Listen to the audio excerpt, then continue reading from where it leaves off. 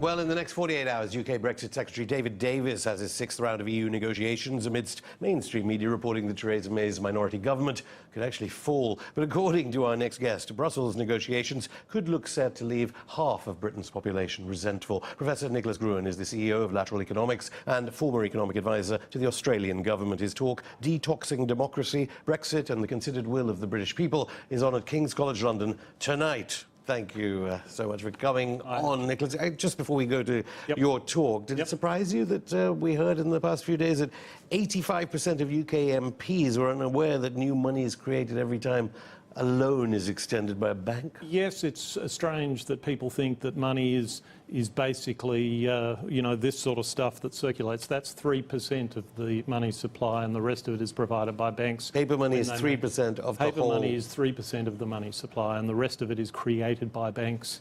Nice work if you can get it.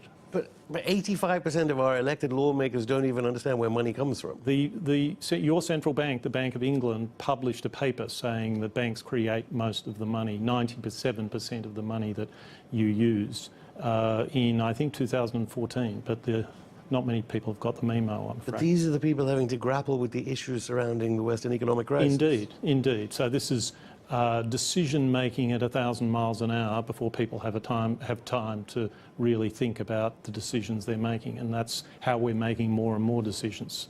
So what I'm talking about tonight is slowing that process down and trying to narrow what is now a yawning gap between the opinion of the people and the considered opinion of the people. OK, so tell me a bit more about the talk, because you say that it'd be wrong to just take the straight Marxist approach that it's material conditions that are affecting what is seen as the degradation of debate today. So for instance, Australia, where I come from, had a much less bad global financial crisis than Britain. It hasn't had the... It had one way before, in the 90s. It had one of those, but it also hasn't had anything like the level of growing inequality that has happened in the UK, and yet support for major parties has fallen to about the same level as in England. Trust in institutions, and particularly in politics, has fallen to about the same level. So something more is going on than changing material conditions, and I think what's going on is that people feel the inauthenticity of their politics. Although the trust in the two parties at the most recent election here in June has gone up, arguably.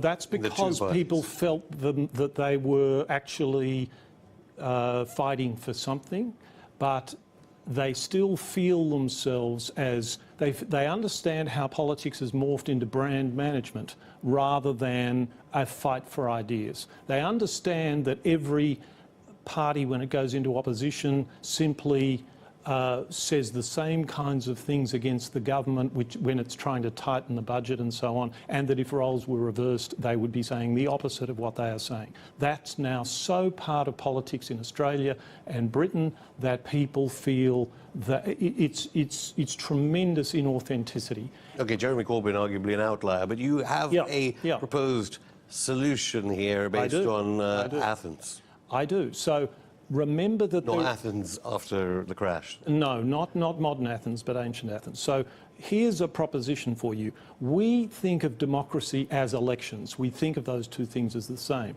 The point of elections is to get a small group of people to represent the others, so that the small group of people can do the work of thinking about the issues and working out what to do. Well, in Athens, they had a different way of doing that, and the way they did that was to choose ordinary people at random from the community, get them together and get them to deliberate on issues and problems. Like jury service. Like jury service, as we still do, as is enshrined 800 years ago in Magna Carta. So here is an institution which is as well regarded today as it was 100 years ago. That's not true of normal politics. Why? Because juries try and solve problems. Juries don't work by somebody trying to take advantage of somebody else in a jury. They work in a unitary way, not in a competitive way, to try and work out what the best compromise is. And if we can inject more of that into our politics, we can firstly not make huge mistakes, which I think Brexit is, but secondly, we can turn politics into a problem-solving kind of enterprise rather than a problem-creating enterprise. You don't think this cross-section of public opinion, though, will give rise to more Donald Trumps, more Brexits, and Absolutely so on? not. Absolutely not. When you get people together... I mean, not that they're necessarily a bad thing. They're obviously been democratically voted for. Well, I think those things are a creature of the will of the people, not the considered will of the people. In Australia, our parliament, we had a carbon pricing system, a carbon tax, if you like. It took about 10 years of hard political work to bring it about, and we abolished it. Why did we abolish it? Because it worked for the politics. It worked for the opposition of the time to promise to abolish it. They got in and abolished it, and I'd say 80 or 90% of parliamentarians knew that it was the wrong thing to do, but the dynamics of the politics was for the opposition to promise to get rid of something that the government had done. Professor Nicholas Gruen, thank you. Thanks very much.